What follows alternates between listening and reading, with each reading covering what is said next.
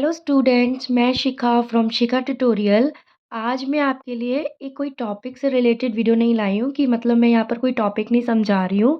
But मैं यहाँ पर एक बहुत इंपॉर्टेंट चीज़ बताऊँगी जो बच्चों के लिए बहुत ज़रूरी है। बहुत बच्चे इस समय बहुत पैनिक हो रहे हैं क्योंकि बोर्ड्स आने वाले हैं और उनकी जो स्टडी है वो बिल्कुल भी नहीं हुई है।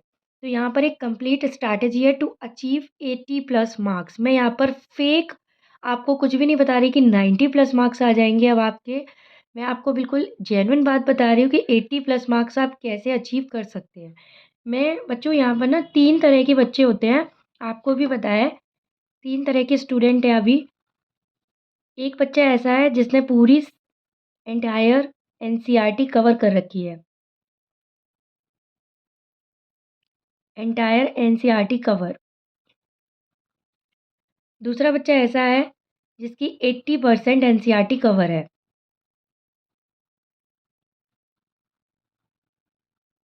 और तीसरा बच्चा ऐसा है जो 50% या बोलो तो 0% मतलब उसकी उसे कॉन्फिडेंस ही नहीं है। 0% तो कुछ नहीं बोलेंगे, उसे बिल्कुल भी कॉन्फिडेंस नहीं है कि उसकी एनसीईआरटी कवर है या नहीं है।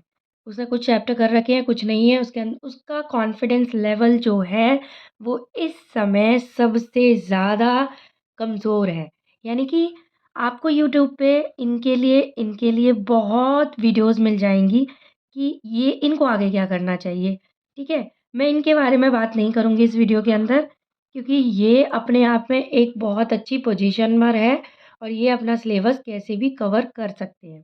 लेकिन आज मैं इस वीडियो के अंदर उन बच्चों की बात करूँगी जिनका या तो 50% एनसीईआरटी कवर है या तो 10% या 20% एनसीईआरटी कवर है, या उन्होंने 1-2 चैप्टर कर रखे हैं और वो बहुत ज़्यादा इस समय मेंटल प्रॉब्लम में है कि क्या करें। बोर्ड्स आ चुके हैं, ऑलमोस्ट 30 टू 40 डेज़ है आपके पास।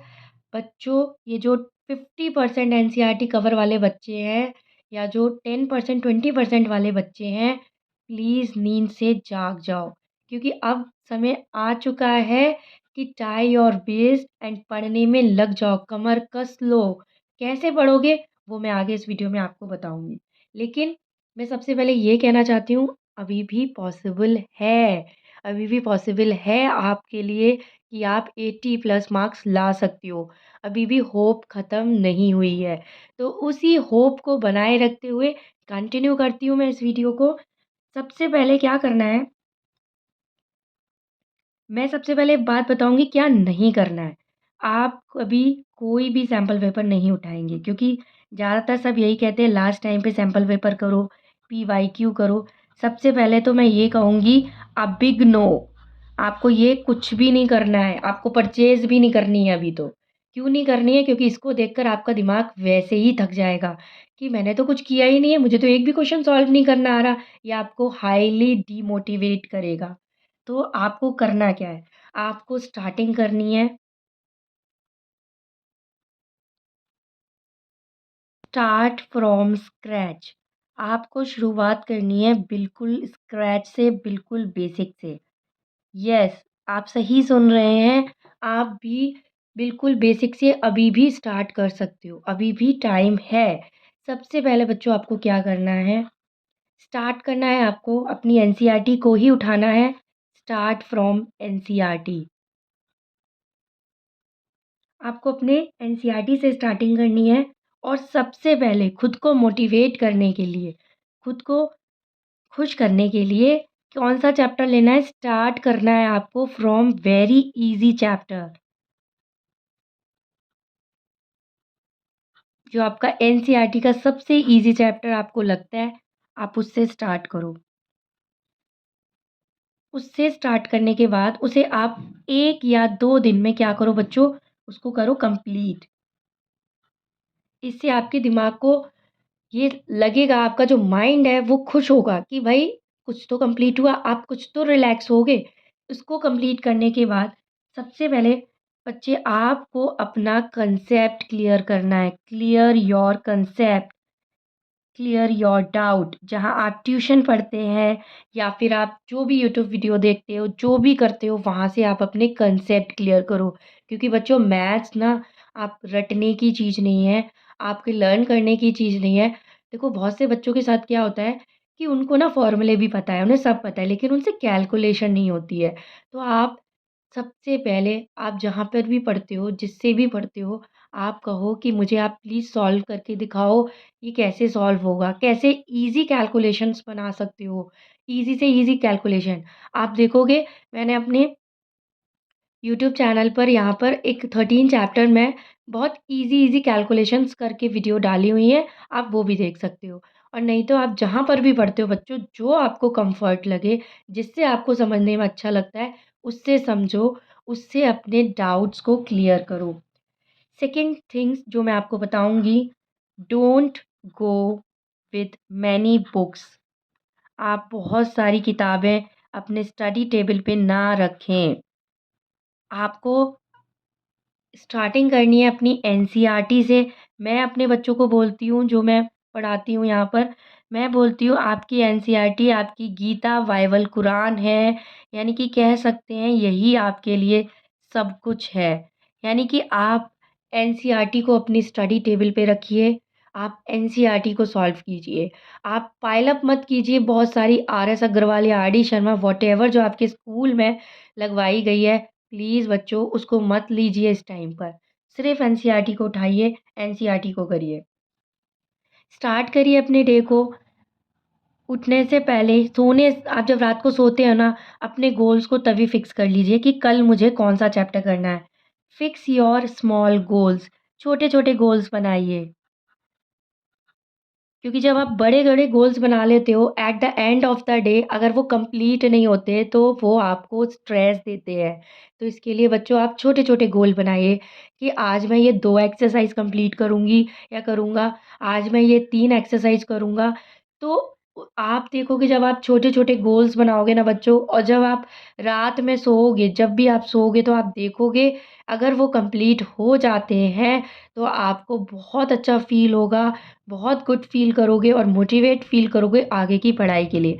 लेकिन ऐसा नहीं है, आपका गोल अचीव हो गया और आप मज़े से सो गए और आप सुबह नहीं उठ रहे हो। नहीं बच्चों, ये समय सोने का नहीं है। इस समय आपको उतनी ही नींद लेनी है जितनी आपकी बॉडी के लिए ज़रूरी है। आपको उससे ज़्यादा नींद नहीं लेनी है। ऐसा नहीं है आप मज़े से पड़े हुए 10-10 घंटे सो रहे हैं। अगर आपका सैटरडे है, दूसरे दिन संडे है, तो आप मज़े से सो के उठ रहे हैं, सुबह 10 बजे सो के उठ रहे हैं। ऐसा बिल्कुल नहीं करना है बच्चों। खुद को खुद को अपने कंफर्ट ज़ोन से निकाल कर बाहर लाना है। अपने लिए डेडलाइन फिक्स कीजिए। डेडलाइन का मतलब है आप अपने आप को बताओ कि मैं ये जो चैप्टर है 2 दिन में करूँगा, 2 दिन में या 3 दिन में, जो भी आपको लगता है उसके अकॉर्डिंग अपने आप की डेडलाइन बनाइए और स्ट्रिक्टली अपने रूटीन को फ़ॉलो कीजिए। अगर आप अपने रूटीन को फ़ॉलो करते हो, तो सच बता रही हूँ बच्चों, आप अभी भी बहुत कुछ कर सकते हो, बहुत कुछ कर सकते हो। अपने मम्मी-पापा का अपना सपना एटलीस्ट अपनी नज़र में तो अच्छे बन ही सकते हो। 4th पॉइंट है बच्चों, special focus on self study.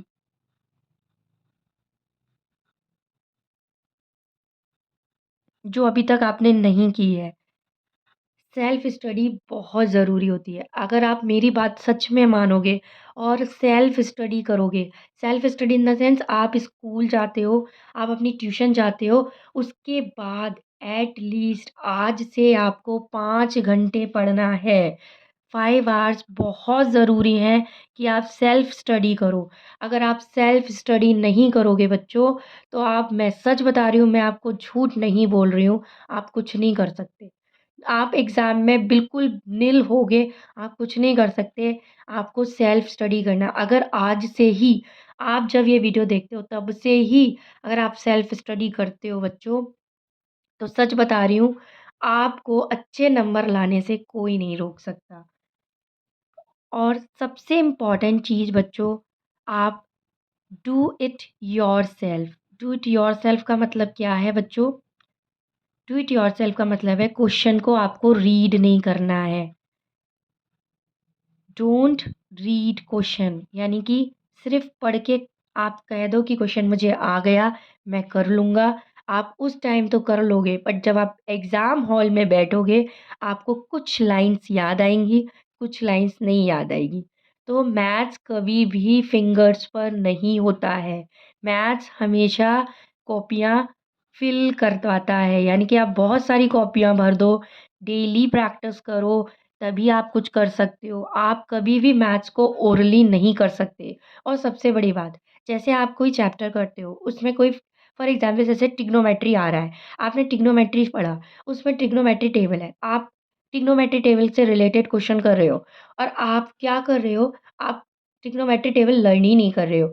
आप पीछे से उसकी टेबल में से देख-देख के लिख रहे हो, कह रहे हो मैं टेबल बाद में याद कर लूँगा, बाद में याद कर लूँगा। बच्चों, बिलीव करो, वो बात कभी नहीं आएगी, वो कभी नहीं होगा। एग्ज़ाम हॉल में आप बैठोगे, आपको बहुत रिग्रेट होगा, आपको क्वेश्चन का वे आता है, मेथड आता है, बट आपको ट्रिग्नोमेट्री टेबल नहीं आती, तो आप बिल्कुल ज़ीरो है, आप कुछ नहीं कर पाओगे। तो आज का काम आज करो, पाइल अप मत करो अपने लिए। ये जो टेबल्स हैं, ये जो फ़ॉर्मूले हैं, इनको लिख-लिख कर अपनी स्टडी टेबल पर लगाओ।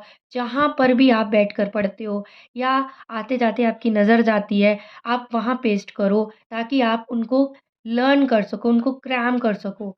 यानी कि आपको पेंडिंग काम नहीं छोड़ना है बच्चों। यानी कि सेल्फ स्टडी और आपको क्वेश्चंस को रीड नहीं करना है। बहुत, बहुत इम्पोर्टेंट है, मैं अपने पर्सनल एक्सपीरियंस से बता रही हूँ आपको ये सब बातें। ठीक है बच्चों? और मेरे वीडियो अब ये जो है आपको बहुत हेल्पफुल होगा मेरे हिसाब से, आप इसके साथ स्टार्ट करो। मेरे चैनल पे बच्चों अब बहुत जल्द आपकी रिवीजन वीडियोस भी आने वाली हैं, वन शॉट वीडियोस जिसमें आप अपने सिलेबस को एक बार में आप उस वीडियो को देखोगे बच्चों, आप डेफ़िनेटली मैं बिल्कुल ऑनेस्टली आपको बता रही हूँ, आपका वो चैप्टर कंप्लीटली डन होगा। तो अगर बच्चों मेरे वीडियो आपको ज़रा भी यूज़फुल लगी हो, मेरा कंटेंट आपको ज़रा भी यूज़फुल लगा हो, तो आप definitely please do like, share and subscribe to my channel, क्योंकि आने वाले दिनों में अब आपको आपको यूज़फुल कंटेंट ही मिलेगा। आपका जो कंटेंट है, यानी कि आपको रिवीज़न वीडियोज़ मिलेंगी। आई होप आपको अच्छा लगा होगा। थैंक यू बच्चों, थैंक्स फॉर वॉचिंग।